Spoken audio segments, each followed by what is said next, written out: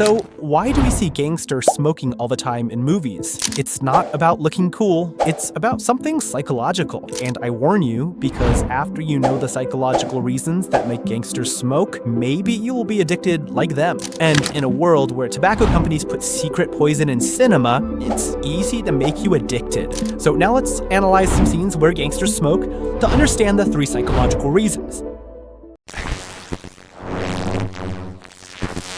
In this scene from Breaking Bad, Jesse Pinkman wakes up next to Jane's lifeless body. Jesse was destroyed. Jane was his escape, his chance at redemption. But when Walt arrived, Jesse couldn't collapse. He couldn't show that level of vulnerability. In the gangster world, showing emotion is showing weakness, and weakness gets you killed. Psychologically, the deep breathing involved in smoking actually activates the parasympathetic nervous system, which calms you down. But in the gangster world, you can't just say, I need to take some deep breath to calm down. That would destroy your reputation. The cigarette provides cover for this necessary emotional regulation. Every cigarette was a conversation with feelings I couldn't have. They're not smoking tobacco, they're smoking their suppressed humanity. The addiction isn't to nicotine, it's to the only emotional release their world permits. That cloud of smoke carries away what would destroy them if they kept it inside. Thomas Shelby, for 4 years in France, he dug tunnels under enemy lines, waiting for German counterminers to break through and kill him in the dark. Now, when he was back home, the war had followed him every morning. Listen to what he told Polly in this scene. Are worse than us. Politicians, fucking judges, lords and ladies, they're worse than us, and they will never admit us. What Tommy craved was a sense of control. When your life is haunted by trenches you can't escape, enemies who multiply daily, the human psyche desperately searches for something, anything it can control. Just imagine yourself living in the criminal underworld. You can't demand certainty, you can't ask for guarantees, it can't even control when you sleep or where you go. And those who can't handle it don't survive. Then, Tommy discovered what every gangster before him discovered. The cigarette ritual. Light it up, that's your choice. Take a drag, you control the timing. Hold the smoke, you decide how long. For those few minutes, in a world where they control nothing, they control everything about this tiny ritual. Studies from Johns Hopkins found that individuals in high chaos environments are 400% more likely to develop ritualistic behaviors. In the criminal world, sharing a cigarette is one of the few genuine bonding moments. When 2 gangsters light up together, something psychological happens. They're both vulnerable for that moment. Both have their hands occupied. Both are engaging in the same ritual. It creates what psychologists call behavioral synchrony. When people do the same action together, they feel more connected. In a world built on paranoia and betrayal, these smoking moments become sacred. They're planning sessions, bonding moments, and trust-building exercises all rolled into one. The phrase, let's have a smoke in the gangster world really means let's talk privately and honestly for a moment. Watch any scene with Vito Corleone in The Godfather.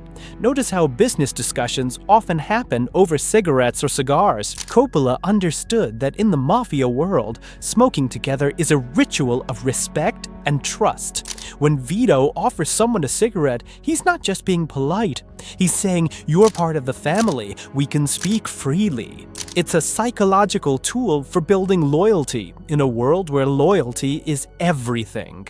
So, next time you watch a crime movie and see that cigarette, remember, it's not just a prop. It's a window into a tortured psychology trying to survive in an impossible world. Now, I want you to tell me in the comments who is the best smoker in the history of cinema. For me, the best person is someone I mentioned in this video, and I am sure he is the best. If not, tell me in the comments.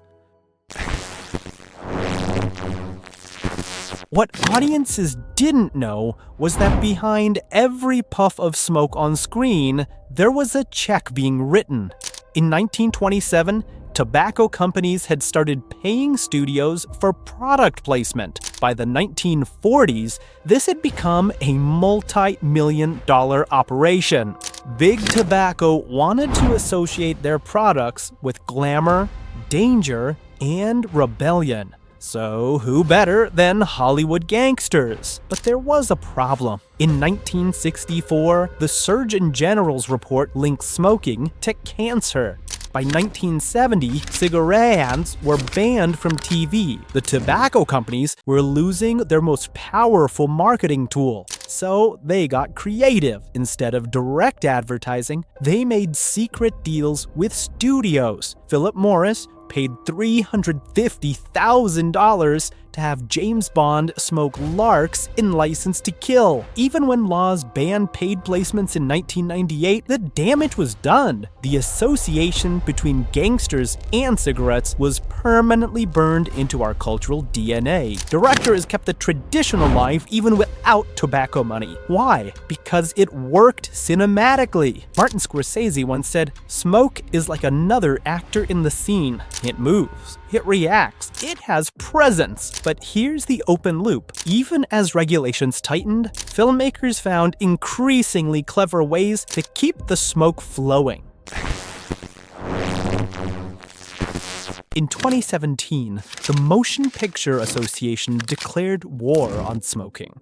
Films with cigarettes would get the same rating as those with violence. Disney banned all smoking. Marvel removed cigars from Wolverine. The cigarette was becoming extinct in Hollywood. But directors of crime films faced a dilemma. How do you make an authentic period gangster film without smoking? Mad Men got criticized for glamorizing smoking. Peaky Blinders was accused of making cigarettes cool again. Public health advocates were furious. But removing cigarettes from period pieces was like removing swords from samurai films. So filmmakers adapted. In The Irishman, Scorsese uses cigars sparingly, only in pivotal scenes. Today's gangster rarely smokes on screen. When they do, it's deliberate, meaningful. In Joker, every cigarette Arthur smokes represents his descent into madness. The prop that once meant nothing now means everything. But here's what we need to understand, and this is crucial. For gangsters, cigarettes serve a psychological function. But you're not living in that world. You have healthy ways to process emotion. You have real control over your life.